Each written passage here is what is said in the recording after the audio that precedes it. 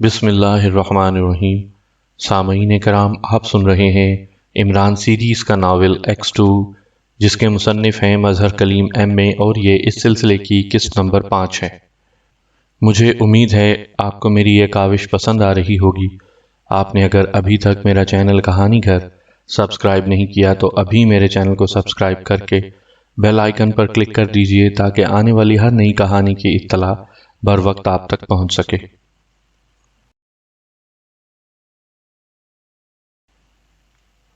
Julia ہر صورت میں X2 کو ڈھونڈنے کی ساری کارروائی ختم کرنا چاہتی تھی۔ آخر تم کارروائی بند کرنے پر اتنا اصرار کیوں کر رہی ہو؟ صفدر نے پوچھا، جبکہ میں نے اپنا کام زندگی اور موت کی سرحد پر لٹک کر پورا کیا ہے۔ صفدر کے لہجے میں تیکھا پن تھا۔ شاید اسے اپنی پوزیشن جس کے تحت اس نے سر سلطان کے آفس میں فون ٹیپ کیا تھا یاد آ گئی تھی۔ بات یہ ہے صفدر کہ میں ابھی چند منٹ پہلے ویسے ہی کیفے ہل پارک گئی تھی۔ مقصد صرف چائے پینے کا تھا۔ مجھے ایک ویٹر نے آ کر سرگوشی کے انداز میں بتایا کہ ایک نوجوان اس دن کی ہماری میٹنگ کے متعلق معلومات لیتا پھر رہا تھا۔ جولیا نے آخر دل کی بات کہہ دی۔ اوہ، یہ نئی خبر ہے۔ وہ نوجوان کون ہے؟ صفدر کا لہجہ بے حد تشویشناک تھا۔ میں نے ویٹر سے اس کا حلیہ معلوم کیا، لیکن کوئی خاص بات معلوم نہیں ہوئی، جولیا نے بتایا۔ کہیں وہ عمران تو نہیں تھا؟ صفدر بے حد گھبرا گیا۔ نہیں، میں نے بھی اسی نظریے کے سامنے رکھتے ہوئے ویٹر پر جرا کی تھی، مگر جو حلیہ اور قد و قامت اس نے بتائی وہ عمران پر کسی صورت بھی فٹ نہیں ہوتی تھی، جولیا نے جواب دیا۔ تو پھر آخر وہ کون تھا، اور اسے سیکرٹ سروس کے ممبران کی سرگرمیوں سے کیا دلچسپی ہو سکتی ہے؟ صفدر چہ کم کی حالت میں بول رہا تھا۔ اسی لیے میں کہہ رہی ہوں کہ اس سے پہلے کہ صورتحال خطرناک حد تک آگے چلی جائے اور بگڑ جائے، ہمیں مزید کارروائی روک دینی چاہیے۔ ہاں، ایک اور خاص بات، ابھی کیپٹن شکیل نے مجھے بتایا ہے کہ X2 نے اسے فون پر پوچھا تھا کہ وہ کیفے ہل پارک میں کیا کرنے جمع ہوئے تھے۔ کیپٹن شکیل نے اسے وقتی طور پر مطمئن کر دیا ہے، مگر جولیا نے فکرہ نامکمل چھوڑ دیا۔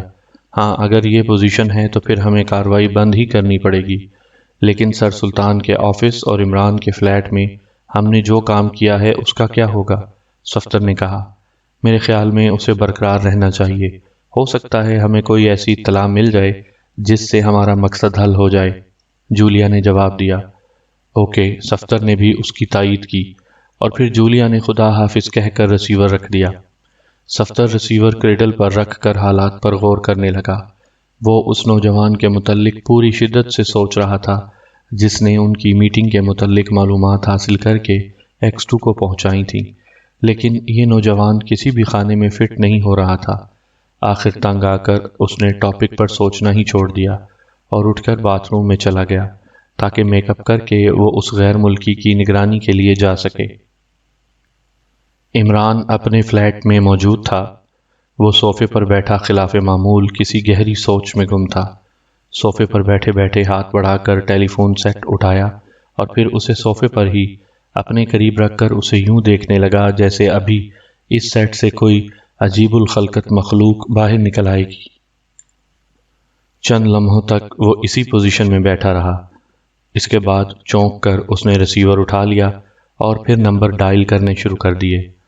دراصل وہ ٹیلی فون سیٹ سے کسی مخلوق کی آمد کے متعلق پریشان نہیں تھا، بلکہ ٹائیگر کی اس رپورٹ پر غور کر رہا تھا کہ کیفے ہل پارک میں سیکرٹ سروس کے تمام ممبران نے ایک میٹنگ کی ہے۔ یہ کیسی میٹنگ تھی اور اس میں کیا موضوع زیر بحث آیا تھا؟ اسی کے متعلق وہ سوچ رہا تھا۔ کبھی کبھی اس کے ذہن میں آتا کہ ہو سکتا ہے کہ یکسانیت اور بوریت سے تنگ آ کر سب لوگ گپ شپ کرنے وہاں جمع ہوئے ہوں گے، مگر اس کی چھٹی حس اسے بار بار احساس دلا رہی تھی کہ معاملہ صرف گپ شپ تک ہی محدود نہیں ہے۔ چنانچہ اس نے جولیا کو ٹٹولنے کا فیصلہ کیا۔ اس نے جولیا کے فلیٹ کے نمبر ڈائل کیے اور ریسیور کانوں سے لگا لیا۔ جلد ہی رابطہ مل گیا۔ Hello, Julia speaking. دوسری طرف سے جولیا کی آواز سنائی دی، مگر عمران آواز سنتے ہی اچانک اچھل پڑا، کیونکہ ایک بالکل مدھم سی کلک کی آواز بھی اس کے حساس کانوں میں پہنچی تھی۔ عام حالات میں یا کم از کم عمران کے علاوہ یہ کوئی قطعی مدھم سی آواز اور کوئی نہ سن سکتا تھا، مگر عمران کے حساس کانوں نے اسے محسوس کر لیا۔ اس نے تیزی سے بغیر کوئی بات کہے ریسیور کریڈل پر ڈال دیا اور ایک بار پھر آنکھیں پھاڑ کر ٹیلی فون سیٹ کو دیکھنے لگا۔ اس بار واقعی اسے یہ محسوس ہو رہا تھا جیسے ایک خوفناک قہقہا مارتے ہوئے سیٹ سے الادین کا چراغ کا جن باہر نکل آئے گا اور کیا مانگتا ہے کہ رٹ لگانی شروع کر دے گا۔ فون کہیں ٹیپ ہو رہا تھا۔ کلک کی آواز سنتے ہی وہ سمجھ گیا تھا، لیکن کیا جولیا کا فون ٹیپ کیا جا رہا ہے یا اس کا؟ اس کے متعلق ابھی فیصلہ کرنا تھا۔ چنانچہ اس نے ایک بار پھر ریسیور اٹھا کر صفدر کے فلیٹ کے نمبر ڈائل کرنے شروع کر دیے۔ جلد ہی رابطہ مل گیا، لیکن عمران جان بوجھ کر نہیں بولا۔ پھر صفدر کی آواز اس کے کانوں میں آئی، صفدر سپیکنگ، اور اس کے ساتھ ہی وہ مخصوص مدھم سی کلک کی آواز پھر سنائی دی اور عمران نے ریسیور رکھ دیا۔ اب کم از کم یہ بات طے ہو گئی تھی کہ اس کا اپنا فون ٹیپ کیا جا رہا ہے۔ سلیمان، ارے سلیمان بھائی! عمران نے صوفے پر ہی بیٹھے بیٹھے ہانک لگائی۔ دوسرے لمحے سلیمان کی شکل دروازے میں نظر آئی اور عمران اسے دیکھ کر حیرت سے آنکھیں پھاڑنے لگا۔ بہترین تراش کے سوٹ میں ملبوس سلیمان کسی بہت بڑی فرم کا ڈائریکٹر معلوم ہو رہا تھا۔ چہرے پر میک اپ کی گہری تہ جما کر حسین بننے کی بزم خود کامیاب کوشش بھی کی گئی تھی۔ تشریف لائیے جناب۔ عمران تعظیماً اٹھ کھڑا ہوا۔ شکریہ، آپ نے مجھے کیسے یاد فرمایا؟ سلیمان نے بھی تعظیماً جھکتے ہوئے کہا، لہجہ بے حد مہذب تھا۔ توبہ توبہ، میری یہ مجال ہو سکتی ہے کہ میں جناب والا کی شان میں گستاخی کر سکوں؟ حضور اگر حکم فرماتے تو یہ بندہ ناچیز سر کے بل چل کر حضور اقدس کی خدمت میں پہنچ جاتا۔ عمران نے اس لہجے میں جواب دیا جیسے وہ اس کسی کے سامنے حاضر ہو۔ آپ مذاق نہ کریں، کام بتائیں، مجھے جلدی ہے، میرے پاس فی الحال اتنا وقت نہیں ہے کہ میں آپ کے مذاق سے لطف اندوز ہو سکوں۔ سلیمان نے جھنجھلاتے ہوئے جواب دیا۔ ویسے اس کے الفاظ کے انتخاب اور لہجے کے رکھ رکھاؤ نے اسے عمران سے بھی بڑا ایکٹر ہونے کی تصدیق کر دی تھی۔ حضور نے کہا، تشریف لے جانا ہے؟ عمران نے بڑی انکساری سے پوچھا۔ مجھے ہوٹل انٹر کانٹیننٹل میں نیشنل باورچی ایسوسی ایشن کے سالانہ اجلاس کی صدارت کرنی ہے، سلیمان نے بڑے غرور سے جواب دیا، اور عمران کی آنکھیں پھٹتے پھٹتے بچ گئیں۔ اچھا، میں سمجھا تھا کہ حضور شاید ہوٹل انٹر کانٹیننٹل خریدنے جا رہے ہیں۔ عمران نے جواب دیا، آپ کام بتائیں ورنہ ہم چلتے ہیں۔ سلیمان نے گردن اکڑاتے ہوئے کہا، ایک سکرو ڈرائیور چاہیے تھا۔ عمران نے کام بتایا۔ Screw driver? تو آپ دفتر روزگار سے رجوع فرمائیں، اخبار میں اشتہار دیجئے، میں بھلا ڈرائیور کہاں سے لاؤں؟ سلیمان جھنجھلا گیا۔ لیکن وہ سٹور روم میں موجود ہے، عمران نے مسکراتے ہوئے جواب دیا۔ سٹور روم میں؟ اس بار سلیمان نے حیرت سے آنکھیں پھاڑی۔ وہ کب سے سٹور روم میں بیٹھا ہوا ہے؟ میں نے تو اسے وہاں جاتے ہوئے نہیں دیکھا، اور پھر اس کا سٹور روم میں کیا کام ہے؟ سلیمان کہہ رہا تھا، حضور انٹر کانٹیننٹل میں خطبہ صدارت اردو میں فرمائیں گے یا انگریزی میں؟ عمران نے ایک اور سوال کر دیا۔ اس سوال کا ڈرائیور سے کیا تعلق؟ سلیمان واقعی جھنجھلا گیا تھا۔ اور ہاں، یہ سکرو کیا چیز ہے؟ کیا کوئی نئی قسم کی کار ہے یا مریخ کی طرف جانے والی کسی خلائی جہاز کا نام ہے؟ سلیمان کو اچانک سکرو کی اجنبیت کا احساس ہوا۔ میں تو سمجھتا تھا کہ میرے دماغ کا ہی سکرو ڈھیلا ہے، مگر اب مجھے یقین ہو گیا کہ حضور کے دماغ کا تو سکرو ہے ہی نہیں۔ عمران نے سنجیدگی سے کہا، اوہ تو یہ بات ہے، سیدھی طرح کہیں کہ پیچکس چاہیے، خواہ انگلش کا روب جھاڑ رہے ہیں۔ میں بھی کہوں کہ یہ اچانک ڈرائیور کی کیا ضرورت پڑ گئی ہے؟ سلیمان عمران کے محاورہ بولنے سے مطلب سمجھ گیا تھا۔ وہ انہی قدموں سے پلٹا اور دوسرے لمحے اس نے پیچکس لا کر عمران کے سامنے رکھ دیا۔ اچھا، السلام علیکم، جب تک میں واپس نہ آؤں آپ باہر نہ جائیں، ورنہ مجھے تالا توڑنے کی تکلیف اٹھانی پڑے گی، سلیمان نے کہا اور مڑ کر جانے لگا۔ سلیمان، عمران نے انتہائی سنجیدگی سے کہا۔ سلیمان اس تیزی سے پلٹا جیسے عمران نے اسے پکارا نہ ہو بلکہ کوڑا مار دیا ہو، اور پھر عمران کے چہرے پر بے پناہ سنجیدگی دیکھ کر وہ بوکھلا گیا۔ فرمائیے، سلیمان نے بوکھلاتے ہوئے کہا۔ خاموشی سے سامنے صوفے پر بیٹھ جاؤ، عمران نے انتہائی سخت لہجے میں کہا، اور سلیمان بغیر کوئی لفظ کہے بڑی فرمانبرداری سے صوفے پر بیٹھ گیا۔ وہ عمران کے موڈ کو اچھی طرح پہچانتا تھا۔ عمران نے سکرو ڈرائیور سے ٹیلی فون سیٹ کو بڑی مہارت سے کھول دیا۔ وہ اس کے ایک ایک پرزے کو بغور دیکھ رہا تھا۔ سلیمان خاموش بیٹھا یہ تمام کاروائی دیکھ رہا تھا۔ اسے حیرت ہو رہی تھی کہ یہ ٹیلی فون سیٹ کھولنے کا جنون عمران کو کیوں ہو گیا۔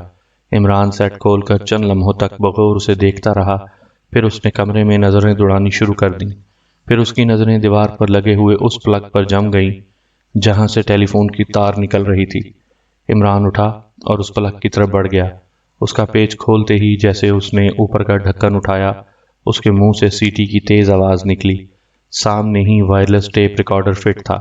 عمران نے اسے متعلقہ تاروں سے علیحدہ کیا اور پھر پلگ کا ڈھکن دوبارہ کس کر وہ صوفے پر آ کر بیٹھ گیا۔ عمران بغور اس وائرلیس ٹیپ ریکارڈر کو دیکھ رہا تھا۔ اس کے چہرے پر الجھن نمایاں تھی۔ میرے بعد یہاں کون کون آیا تھا؟ عمران نے بڑی سنجیدگی سے سلیمان سے سوال کیا۔ آپ تو ابھی گئے بھی نہیں، آپ کے بعد کا تو سوال ہی پیدا نہیں ہوتا، سلیمان نے ڈرتے ڈرتے کہا۔ میرا مطلب ہے کہ مجھ سے پہلے۔ عمران واقعی سنجیدہ تھا، اس لیے سلیمان نے بھی دوبارہ مذاق کرنے کی جرأت نہ کی۔ صرف کیپٹن شکیل صاحب آئے تھے، سلیمان نے بڑی سنجیدگی سے جواب دیا۔ وہ کتنی دیر یہاں بیٹھے تھے؟ عمران نے پوچھا۔ تقریباً 10-15 منٹ بیٹھے ہوں گے، سلیمان نے جواب دیا۔ ٹھیک ہے، تم جا سکتے ہو، عمران نے کہا، اور سلیمان اٹھ کر یوں بھاگا جیسے اس کا پیچھا بدروحیں کر رہی ہوں۔ عمران نے وہ ٹیپ ریکارڈر جیب میں رکھا اور پھر ٹیلی فون سیٹ کو دوبارہ جوڑنے لگا۔ اس کے چہرے پر بے پناہ سنجیدگی تھی۔ وہ معاملے کو اب کچھ سمجھ چکا تھا۔ اس نے سیٹ ٹھیک کر کے نمبر ڈائل کرنے شروع کر دیے۔ جلد ہی رابطہ قائم ہو گیا۔ میں عمران بول رہا ہوں، عمران نے کہا۔ فرمائیے جناب۔ دوسری طرف سے بلیک زیرو کی آواز سنائی دی۔ طاہر، کیپٹن شکیل کی پرسنل فائل سیف سے نکال کر رکھو، میں آ رہا ہوں، عمران نے کہا اور پھر ریسیور رکھ دیا۔ ریسیور رکھ کر عمران اٹھا اور پھر اپنے مخصوص فون کی طرف بڑھ گیا جس سے وہ بطور X2 عمران کو کال کیا کرتا تھا۔ اس نے اس ٹیلی فون کو اچھی طرح چیک کیا مگر وہ محفوظ تھا، اس لیے اسے اطمینان ہو گیا۔ عمران نے باہر نکل کر فلیٹ کا دروازہ بند کیا اور پھر سیڑھیاں اترتا ہوا گیراج میں موجود اپنی کار کی طرف بڑھ گیا۔ جلد ہی وہ دانش منزل میں اپنے مخصوص کمرے میں موجود تھا۔ کیپٹن شکیل کی پرسنل فائل اس کے سامنے میز پر رکھی ہوئی تھی۔ اس نے جیب سے بڑی احتیاط سے وہ وائرلیس ٹیپ ریکارڈر نکالا اور پھر بلیک زیرو کی طرف بڑھا دیا۔ اس پر موجود انگلیوں کے نشانات کے پرنٹ بنا کر لے آؤ، جلدی، عمران نے بڑی سنجیدگی سے بلیک زیرو سے کہا۔ بلیک زیرو نے بڑی احتیاط سے رومال سے وائرلیس ٹیپ ریکارڈر پکڑا اور لیبارٹری کی طرف بڑھ گیا۔ عمران اس دوران کیپٹن شکیل کی پرسنل فائل کا مطالعہ کرنے میں مصروف ہو گیا۔ تھوڑی دیر بعد بلیک زیرو پرنٹ لے کر واپس آ گیا۔ اس نے پرنٹ عمران کے سامنے رکھ دیے۔ یہ 2 پرنٹ تھے، 2 مختلف انگلیوں کے نشانات۔ عمران نے ایک پرنٹ اٹھایا اور اسے بغور دیکھ کر ایک طرف رکھ دیا اور پھر دوسرا پرنٹ اٹھایا اور اسے غور سے دیکھنے لگا۔ پھر اس نے کیپٹن شکیل کے فائل میں لگے ہوئے اس کی انگلیوں کے نشانات بغور دیکھے اور ایک طویل سانس لیتے ہوئے پرنٹ میز پر رکھ دیے اور فائل بند کر دی۔ بلیک زیرو یہ سب کاروائی بڑی حیرت اور تشویش سے دیکھ رہا تھا۔ اسے کچھ سمجھ نہیں آ رہا تھا کہ آخر یہ سب کیا چکر ہے۔ کیا بات ہے عمران صاحب، یہ وائرلیس ٹیپ ریکارڈر کیا ہے؟ اور جہاں تک میرا اندازہ ہے اس پر آپ کی انگلیوں کے نشانات کے ساتھ ساتھ کیپٹن شکیل کی انگلیوں کے نشانات بھی موجود ہیں، بلیک زیرو نے الجھن زدہ لہجے میں کہا۔ ہاں بلیک زیرو، تمہارا اندازہ قطعی درست ہے۔ یہ وائرلیس ٹیپ ریکارڈر میرے فلیٹ کے ٹیلی فون سیٹ کو ٹیپ کرنے کے لیے جوائنٹ پلگ کے اندر لگایا گیا تھا، اور انگلیوں کے نشانات سے ظاہر ہے کہ یہ کام کیپٹن شکیل کا ہے، عمران نے تفصیل بتائی۔ اوہ، تو کیا کیپٹن شکیل کسی دشمن کا آلہ کار بن گیا ہے؟ بلیک زیرو نے بڑی بے چینی سے کہا۔ اتنی جلدی اندازے قائم نہ کیا کرو، میں کچھ اور سوچ رہا ہوں، عمران نے سخت لہجے میں کہا۔ ظاہراً تو یہی معلوم ہوتا ہے، بلیک زیرو نے کہا۔ میرے خیال میں ہمارے ممبران اب X2 کو بے نقاب کرنے پر تل گئے ہیں، عمران نے کہا، اور بلیک زیرو اچھل پڑا۔ آپ نے کیسے اندازہ لگایا؟ اس نے بے چین لہجے میں پوچھا۔ تمام ممبران نے کیفے ہل پارک میں ایک خفیہ میٹنگ کی اور پھر یہ کاروائی نظر میں آئی ہے۔ سیکرٹ سروس کے ممبران کے حب الوطنی اور فرض شناسی سے میری نظر میں شک و شبہ نہیں ہے، اور وہ شک و شبہ سے بالا تر ہے۔ پھر میرا ٹیلی فون ٹیپ کرنے سے یہی اندازہ ہوتا ہے کہ یہ تمام کاروائی X2 کو بے نقاب کرنے کے لیے کی جا رہی ہے، کیونکہ ظاہر ہے کہ مجھ پر ممبران کا کافی عرصے سے X2 ہونے کا شبہ ہے، اس لیے انہوں نے سب سے پہلے میرا ٹیلی فون ٹیپ کرنے کا سوچا ہوگا، عمران نے کہا۔ لیکن صفتر نے تو مجھے اطلاع دی ہے کہ ایک غیر ملکی بھی اسی چکر میں ہے، بلیک زیرو نے کہا۔ ہاں، اب مجھے صفتر کی اس رپورٹ پر بھی شبہ ہونے لگا ہے، میرے خیال میں صفدر نے یہ رپورٹ دے کر ہمیں بڑے نفسیاتی انداز میں ابھارا ہے کہ ہم اس غیر ملکی کے چکر میں آ کر X2 کی اصلیت کو زیادہ چھپائیں گے اور اس طرح ہماری کسی بھی حرکت سے اسے اندازہ قائم کرنے میں آسانی ہو جائے گی۔ عمران نے ایک نفسیاتی نکتہ بتایا۔ میں نہیں سمجھتا کہ صفدر غلط رپورٹ دینے کی جرات کرے گا، بلیک زیرو نے کہا۔ ہاں، بظاہر تو سمجھنا نہیں چاہیے، مگر طاہر یہ تو ہم اچھی طرح جانتے ہیں کہ صفدر انتہائی ذہین ممبر ہے، شاید اس نے یہ نفسیاتی داؤ آزمایا ہو۔ عمران نے جواب دیا۔ پھر اب کیا کیا جائے؟ بلیک زیرو نے کہا۔ تم تو بڑی جلدی گھبرا گئے۔ میرا خیال ہے کہ ممبران کو ان کے اس پرائیویٹ کیس پر کام کرنے کے زیادہ مواقع دیے جائیں تاکہ وہ آخری بار اپنی حسرت نکال لیں۔ عمران کا لہجہ ایک بار پھر زندگی سے بھرپور تھا۔ شاید وہ سچویشن سے لطف اندوز ہو رہا تھا، مگر اس کا نتیجہ غلط بھی نکل سکتا ہے، بلیک زیرو نے کہا۔ نہیں، بلکہ میرے خیال میں ہمیں ممبران کی صلاحیتیں آزمانے کے لیے اس سے اچھا موقع اور نہیں مل سکتا، عمران نے جواب دیا۔ جیسے آپ کہیں، مگر میرے خیال میں اگر اس مسئلے کو یہیں ختم کر دیا جائے تو زیادہ بہتر ہے، بنسبت اس کے کہ ممبران کوئی کامیابی حاصل کرنے میں کامیاب ہو جائیں، بلیک زیرو نے کہا۔ سامعین کرام، آپ یہ کہانی میرے چینل کہانی گھر پر سن رہے ہیں۔ آپ نے اگر ابھی تک میرا چینل کہانی گھر سبسکرائب نہیں کیا تو ابھی میرے چینل کو سبسکرائب کر کے بیل آئیکن پر کلک کر دیجئے تاکہ آنے والی ہر نئی کہانی کی اطلاع بر وقت آپ تک پہنچ سکے۔ تم تو خوامخواہ خوفزدہ ہو گئے۔ بے فکر رہو، ابھی یہ لوگ عمران کی ریڈی میڈ کھوپڑی سے مقابلہ نہیں کر سکتے، عمران نے چہکتے ہوئے کہا، اور پھر ٹیلی فون سیٹ اپنی طرف کھسکا کر اس کا ریسیور اٹھایا اور نمبر ڈائل کرنے لگا۔ جلد ہی رابطہ مل گیا۔ Julia speaking. دوسری طرف سے جولیا کی آواز آئی۔ X2، عمران نے مخصوص آواز میں کہا۔ یس سر، جولیا نے بڑے مؤدبانہ لہجے میں جواب دیا۔ جولیا، صفدر کی طرف سے مجھے رپورٹ ملی ہے کہ ایک غیر ملکی پارٹی مجھے بے نقاب کرنے کے لیے میدان عمل میں آ گئی ہے۔ تم تمام ممبران کو ہدایت دو کہ وہ سب لوگ چکنے رہیں، شاید وہ تم لوگوں کو اپنا اعلی کار بنانے کی کوشش کریں، عمران نے اسے حکم دیتے ہوئے کہا۔ بہتر سر، میں ابھی سب کو ہدایات دے دیتی ہوں۔ جولیا کے لہجے میں خفیف سی گھبراہٹ نمایاں تھی۔ اور سنو، مجھے عمران نے اطلاع دی ہے کہ اس کا ٹیلی فون ٹیپ کرنے کے لیے اس کے فلیٹ میں موجود جوائنٹ پلگ میں وائرلیس ٹیپ ریکارڈر فٹ کیا گیا ہے۔ کیپٹن شکیل کو خصوصی ہدایات دو کہ وہ عمران کے فلیٹ کی نگرانی کرے، شاید مجرم اپنے مقصد میں ناکامی کے بعد ایک مرتبہ پھر یہ کوشش کریں۔ عمران نے بلیک زیرو کو آنکھ مرتے ہوئے جولیا کو ہدایات دی اور بلیک زیرو مسکرا دیا۔ جی، جولیا پر شاید اس ہدایت کا زبردست دھماکہ خیز اثر ہوا تھا کہ وہ گھبراہٹ میں بول بھی نہ سکی۔ تمہیں کیا ہو گیا ہے جولیا؟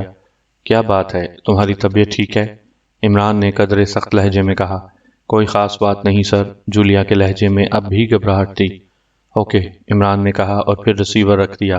وہ تصور میں جولیا کی حالت کا بخوبی اندازہ کر رہا تھا۔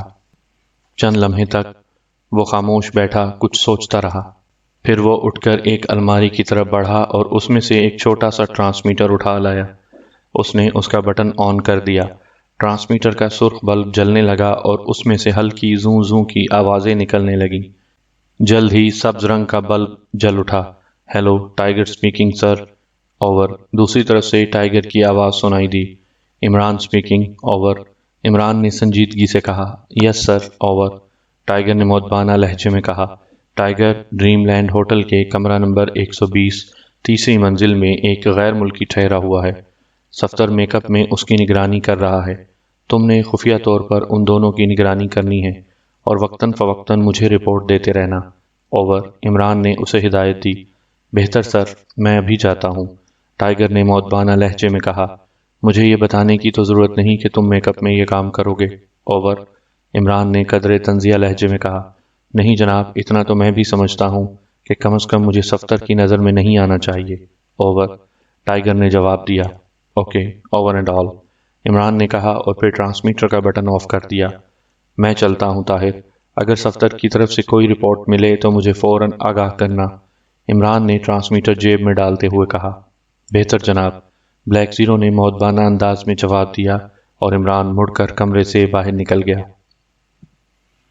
سر سلطان اپنے آفس میں بیٹھے ایک ضخیم فائل کے مطالعے میں غرق تھے۔ کہ اچانک ٹیلی فون کی گھنٹی زور زور سے بجنے لگی۔ انہوں نے چونک کر سر اٹھایا اور پھر بڑی بیزاری سے ہاتھ بڑھا کر ریسیور اٹھا لیا۔ یس، ان کا لہجہ بے حد باوقار تھا۔ مسٹر سلطان، کیا آپ بتا سکتے ہیں کہ X2 دراصل کون ہے؟ ایک سپاٹ سی آواز ان کے کانوں میں گونجی۔ لہجہ غیر ملکی تھا۔ اس اچانک اور غیر متوقع سوال پر سر سلطان اچھل پڑے۔ تم کون ہو؟ انہوں نے اس اچانک حملے سے سنبھلتے ہوئے بڑے سخت لہجے میں پوچھا۔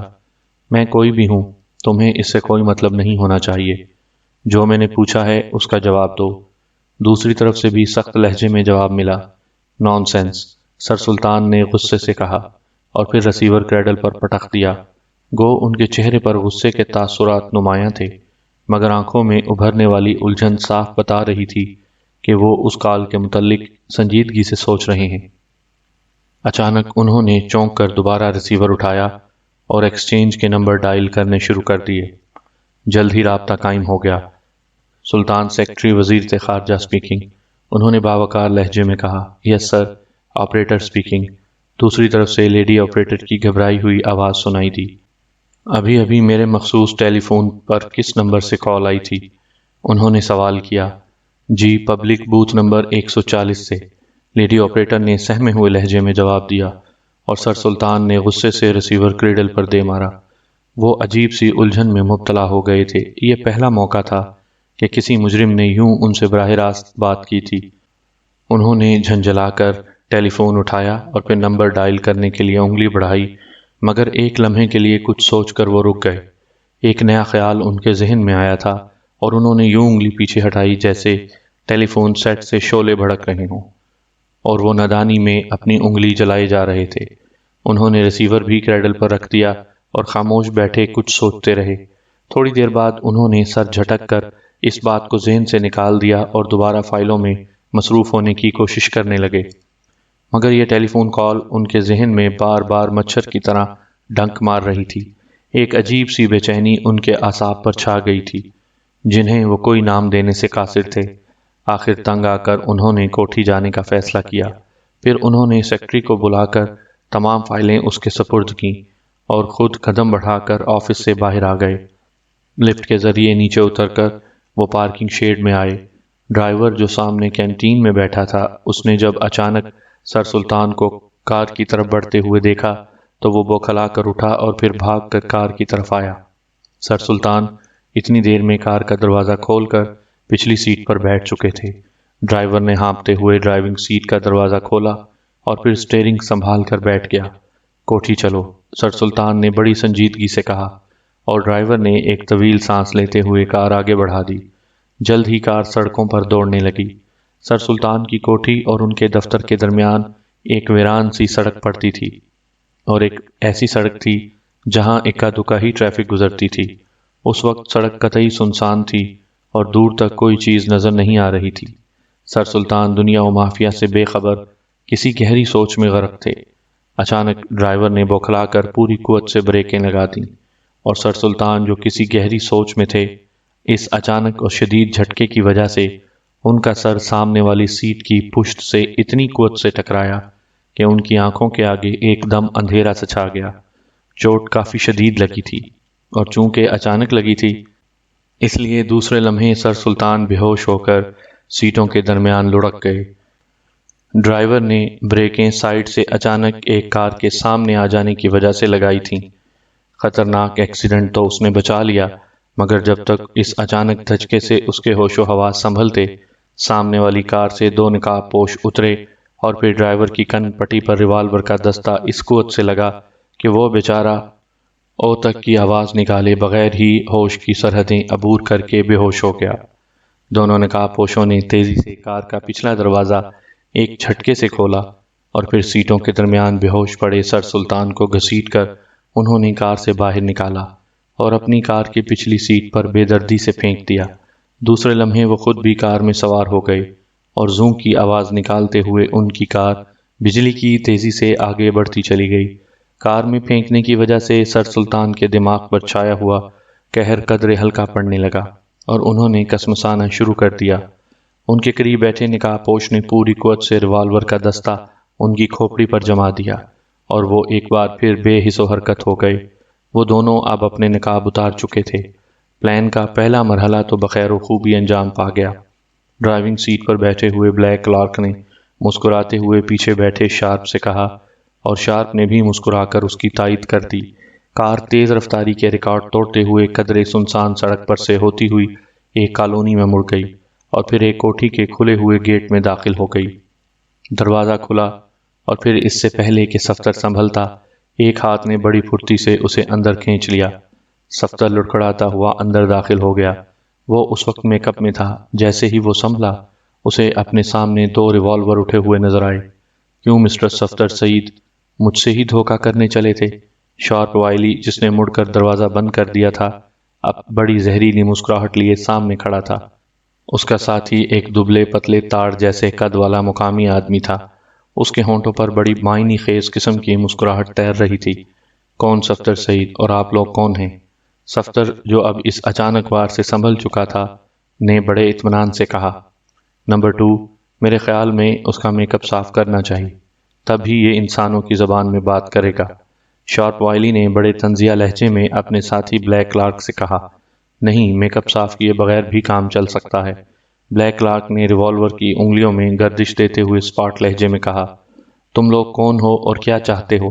صفدر نے یوں سوال کیا جیسے وہ پاگلوں کی محفل میں آ گیا ہو۔ اس کے لہجے سے حیرت کی جھلکیاں نمایاں تھیں۔ صوفے پر بیٹھ جاؤ، اچانک شارپ وائلی نے بڑے سخت لہجے میں صفدر کو حکم دیا۔ صفدر بڑے فیصلہ کن انداز میں کندھے جھٹک کر صوفے پر بڑے اطمینان سے بیٹھ گیا، جیسے وہ اسی اشارے کا منتظر تھا۔ نمبر 2، اس کی جیب سے ریوالور نکال لو۔ خبردار، خاموشی سے بیٹھے رہو، اگر ذرا بھی حرکت کی تو گولی دل میں تراز ہو جائے گی۔ شارپ وائلی کی آواز بے حد کڑکدار تھی۔ بلیک کلارک خاموشی سے صوفے کی پشت کی طرف آیا اور پھر دوسرے لمحے سانپ کی طرح اس کا ہاتھ صفدر کی جیبوں میں رینگنے لگا۔ جلد ہی صفدر کا ریوالور بلیک کلارک کے ہاتھ میں آ گیا۔ گڈ، اب سنو مسٹر صفدر سعید، تم سیکرٹ سروس کے رکن ہو X2 کے ماتحت۔ تمہارے اور ساتھی کیپٹن شکیل اور جولیا ہیں، اور تم سب مل کر X2 کو بے نقاب کرنے کی کوشش میں مصروف ہو۔ شارپ وائلی بڑے اطمینان سے بتا رہا تھا، اور صفدر کو یوں محسوس ہو رہا تھا جیسے اس کے کانوں میں سیٹیاں بج رہی ہیں۔ وہ حیرت سے گم شارپ وائلی کو یوں دیکھ رہا تھا جیسے کوئی بچہ کسی جادوگر کو آنکھیں پھاڑے دیکھ رہا ہو۔ تم سوچ رہے ہو کہ مجھے ان باتوں کا کیسے پتہ چلا؟ تو سنو، تم نے سر سلطان کا فون ٹیپ کیا ہے اور تمہارے ساتھی نے عمران کا۔ شارپ وائلی انکشافات کا پلندہ بنا ہوا تھا، اور صفدر واقعی اپنی زندگی میں کبھی اس سے زیادہ حیران نہیں ہوا تھا جیسا اس وقت ہو رہا تھا۔ ہاں، اب بقیہ کوائف تم سچ سچ بتا دو۔ تم اچھی طرح جان گئے ہوگے کہ ہم سے کوئی چیز چھپی نہیں ہوتی۔ شارپ وائلی نے بڑی معنی خیز لہجے میں کہا۔ تم لوگوں کو بڑی سخت غلط فہمی ہوئی ہے۔ نہ میں صفدر سعید ہوں، اور نہ ہی مجھے جولیا، عمران اور شکیل وغیرہ کا کچھ پتہ ہے۔ صفدر نے اپنے آپ کو سنبھالتے ہوئے کہا۔ تو سیدھی انگلیوں سے گھی نہیں نکلے گا۔ شارپ وائلی کا لہجہ بھیانک ہو گیا۔ کمرے میں ایک لمحے کے لیے بڑی معنی خیز خاموشی طاری ہو گئی۔ کھڑے ہو جاؤ مسٹر صفدر سعید، بلیک کلارک، جو مقامی آدمی کے روپ میں تھا، نے تیز اور گونجتی ہوئی آواز میں صفدر کو حکم دیتے ہوئے خاموشی کا طلسم توڑا۔ صفدر خاموشی سے کھڑا ہو گیا۔ صفدر سوچ رہا تھا کہ اب ان دونوں سے بھیڑنا ہی چاہیے، اور یہ دونوں X2 کے لیے ایک اچھا تحفہ ثابت ہوں گے۔ 2 قدم آگے بڑھو اور دیوار کی طرف منہ کر لو۔ بلیک کلارک نے شاید اب سچویشن سنبھال لی تھی۔ شارپ وائلی خاموش کھڑا تھا۔ غصے کی وجہ سے اس کی آنکھیں سرخ ہو رہی تھیں اور دانت بھینچے ہوئے تھے۔ تم کیا کرنا چاہتے ہو؟ صفدر نے دیوار کی طرف بڑھتے ہوئے بڑے اطمینان سے پوچھا۔ شٹ اپ، جو میں کہہ رہا ہوں وہ کرو، بلیک کلارک نے چیخ کر اسے حکم دیا۔ صفدر کندھے جھٹک کر دیوار کی طرف منہ کر کے کھڑا ہو گیا۔ بلیک کلارک نے معنی خیز نظروں سے شارپ وائلی کی طرف دیکھا اور پھر ریوالور کے نال کی طرف سے پکڑ کر آہستہ آہستہ قدم اٹھاتا ہوا صفدر کی طرف بڑھا۔ صفدر بے حد چوکنا تھا۔ کمرے میں لائٹ جل رہی تھی اور بلب داخلی دروازے کے اوپر لگا ہوا تھا، اس لیے بلیک کلارک کا سایہ صفدر کے سامنے دیوار پر تھا، اور صفدر سائے کو دیکھ کر بلیک کلارک کی تمام حرکات کا مطلب سمجھ رہا تھا۔ اچانک صفدر نے سائے کا ہاتھ بلند ہوتے ہوئے دیکھا۔ اسی لمحے وہ چیتے جیسی پھرتی سے ایک طرف ہٹ گیا، اور بلیک کلارک جو پوری قوت سے ریوالور کا دستہ صفدر کے سر پر رسید کرنا چاہتا تھا، سنبھل نہ سکا اور لڑکھڑاتا ہوا سامنے دیوار سے جا ٹکرایا۔ صفدر کے جسم میں جیسے برقی رو دوڑ گئی ہو۔ اس نے ایک طرف ہٹتے ہی ایک زوردار فلائنگ کک شارٹ وائلی کے سینے پر ماری اور وہ دونوں فرش پر آ پڑے۔